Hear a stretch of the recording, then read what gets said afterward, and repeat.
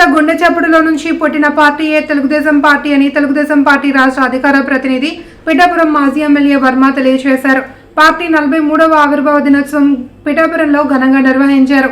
మహారాజా కోట ఆవరణలో గల తెలుగుదేశం పార్టీ కార్యాలయంలో దివంగత ఎన్టీ రామారావు విగ్రహానికి పూలమాలలు వేసి ఘన నివాళి అర్పించారు. అనంతరం పార్టీ జెండాను ఎగురవేశారు. అధికారంలో ప్రజా సమస్యలు, పేదవాడి సమస్యలు, సంక్షేమం ముందుకు తీసుకెళ్ళింది తెలుగుదేశం పార్టీ. ఇవాళ ఏ పార్టీ అన్నా సరే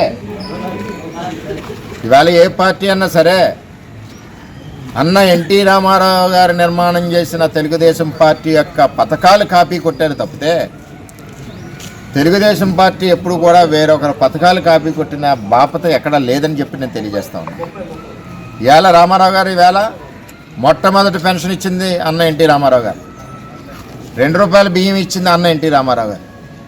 పక్కా ఇల్లు నిర్మాణం చేసింది అన్న ఎన్టీ రామారావు గారు. మొత్తం రాజకీయ పార్టీలు అందరూ తెలుసుకోవాలి, సంక్షేమం అంటే ఎన్టీ రామారావు గారు స్థాపించిన తెలుగుదేశం పార్టీ, పేదవాడి ఆశయాల సాధన అంటే ఎన్టీ రామారావు గారు స్థాపించిన తెలుగుదేశం పార్టీ. అంచేత ఇటువంటి తెలుగుదేశం పార్టీ ఉక్కు మహిళ అయిన ఇందిరాగాంధీనే అల్లల్లాడించిన పార్టీ.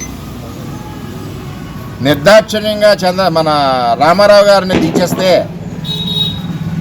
5 కోట్ల మంది ప్రజలు కూడా మళ్ళీ ఇందిరాగాంధీ అదే చేతులతో రామారావు గారిని మరి అధికారంలోకి ఎక్కించే విధంగా చేసిన కార్యకర్తలున్న బలీయమైన పార్టీ. అంటే తెలుగుదేశం పార్టీ కార్యకర్తలు ఏంటంటే పార్టీకి నష్టం ఎవరైనా చేశారన్నా ఎవరు కూడా ఆ నష్టాన్ని పూర్తి చేయడానికి జెండా పట్టుకుని రోడ్డు మీదకి వస్తారని చెప్పి తెలియజేస్తారు.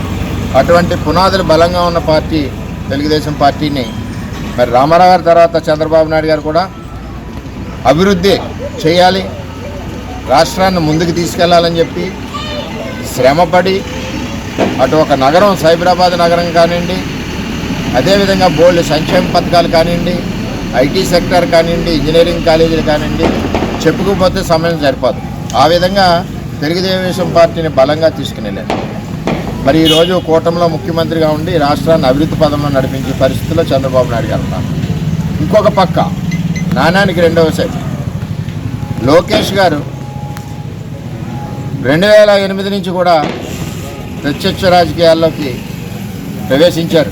మనం జ్ఞాపకం తెచ్చుకోవాలి, లోకేష్ గారు ప్రత్యక్ష రాజకీయాల్లోకి రావాలని చెప్పి మీకోసం పాదయాత్ర అనుకుంటుంది. మండపేటలో చంద్రబాబు నాయుడు గారు బస చేసి ఉండగా పిఠాపురాన్ని భారీ ర్యాలీ చేసాం 2000 మందితో. మరి అదే లోకేష్ గారు 2014 ముందు 45 లక్షల సుమారు మెంబర్షిప్ చేసి తెలుగుదేశం పార్టీకి కార్యకర్తలు వెన్నెముగా వారి కుటుంబాలు బాగోవాలని చెప్పి మొట్టమొదటి ఇన్సూరెన్స్ పెట్టి మరి అందరికీ సహాయ సహకారాలు అందించిన భావి తెలుగుదేశం పార్టీ నాయకుడు లోకేష్ గారు అని చెప్పి నేను తెలియజేస్తాను. అలాగే తదుపరి 2014 తర్వాత ఆయన పంచాయతీరాజ్ శాఖ మంత్రిగా ఉండి ఈ రాష్ట్రంలో అభివృద్ధి పదంలో ముఖ్యంగా పిఠాపురం నియోజకవర్గం తీసుకుంటే ఆ రోజు చంద్రబాబు నాయుడు గారి నాయకత్వంలో అసలు నరేగాల నిధులు ఇలా తేవచ్చా అని చెప్పి యావత్ భారతదేశం కూడా చూసి నేర్చుకుంది ముఖ్యమంత్రులందరూ.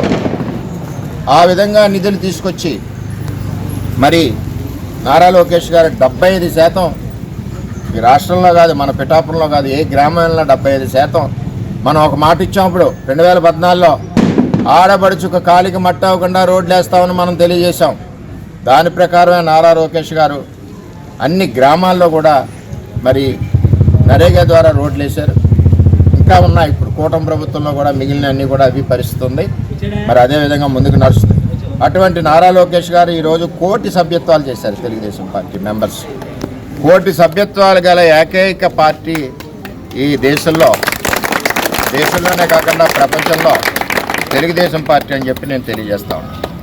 అంటే ఒక పక్క రామారావు గారు వేసిన పునాదులతో సంక్షేమంతో ముందుకు నడిచిన పార్టీ, తదనంతరం చంద్రబాబు నాయుడు గారి కష్టం శ్రమతో అభివృద్ధి పదంలో నడిపించి అన్ని రకాలుగా డ్వాక్రా సంఘాలు కానీ ఎన్నో రకాల పథకాలు తీసుకొచ్చి స్కీములు తీసుకొచ్చి ఆర్థికంగా నిలబెట్టిన నాయకుడు మరి చంద్రబాబు నాయుడు గారు. వేళ 47 అన్నది విజన్ ప్రభుత్వాలకు పెట్టుకుంటున్నారు.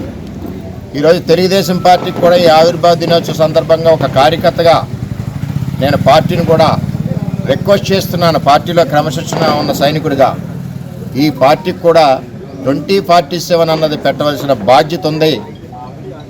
ఈ పార్టీని నిలబెట్టడానికి, కోట్ల మంది మెంబర్షిప్ చేయడానికి మరి కారకులైన భావితరం నాయకుడు, రాబోయే రోజుల్లో తెలుగుదేశం పార్టీ నాయకుడు, తెలుగుదేశం పార్టీ రథసారథి నారా లోకేష్ గారిని నేను సవినయంగా తెలియజేస్తూ భవిష్యత్తులో 47 భవిష్యత్తులో 2047 భవిష్యత్తులో ఈ పార్టీకి దశ దిశ నిర్ధారణ చేయవలసిన బాధ్యత ఉంది. ఇంచేదంటే ఒక ప్రోగ్రాం పెట్టుకోవాల్సిన బాధ్యత ఉంది. ఈ పార్టీని ఇంకా అభివృద్ధి ఎలా చేయాలి, ఈ పార్టీ నాయకత్వాన్ని ఏ విధంగా ముందుకు తీసుకెళ్ళాలి, కార్యకర్తలకు ఏ విధంగా సహకారాలు అందించాలని ఒక ఆలోచనతో ముందుకు తీసుకెళ్లవలసిన బాధ్యత మరి పార్టీ మీద ఉంది. అదేవిధంగా నారా లోకేష్ గారి నాయకత్వం ఈరోజు యువత అంతా కూడా ఉవ్వెళ్ళూరుతూ ఉన్నారు. తెలుగుదేశం పార్టీలో మరి ఆయన పడి కష్టం కానీ, ఆయన పార్టీకి చేసిన సేవలు కానీ ఇవన్నీ కూడా ప్రజల గుండెల్లో ఉన్నాయి. ఎంచేదంటే యువగలం పాదయాత్రతో నారా లోకేష్ గారు ప్రజల గుండెల్లోకి వెళ్ళారు, కింది స్థాయి వరకు. ఏదైతే సమస్యలు ఉన్నాయో, చేనేత కార్మికులు అవనండి, మత్స్యకారులు అవనండి, బీసీ వర్గాలు అవనండి, రైతాంగ సమస్యలు అవనండి, మరి ఎన్నో సమస్యలు ఉన్నాయి. అదేవిధంగా సముద్రపు కోతలు అవనండి, ఈ సమస్యలన్నింటి మీద ఎక్కడికెక్కడ మరి వారి యొక్క సమస్యల మీద మీటింగులు పెట్టుకుంటూ 3200 కిలోమీటర్లు నడిచిన నాయకుడు నారా లోకేష్ ఎందువల్ల నడిచారంటే ఈ తెలుగుదేశం పార్టీకి అండగా ఉండాలి, తెలుగుదేశం పార్టీ బలంగా ఉండాలి, తెలుగుదేశం పార్టీ అధికారంలోకి రావాలన్న ఒక మంచి ఉద్దేశంతో, ప్రజలందరికీ కూడా భయభ్రాంతుల్లో ఉన్నారన్న ఒక మంచి ఉద్దేశంతో మరి నారా లోకేష్ గారు ఎన్ని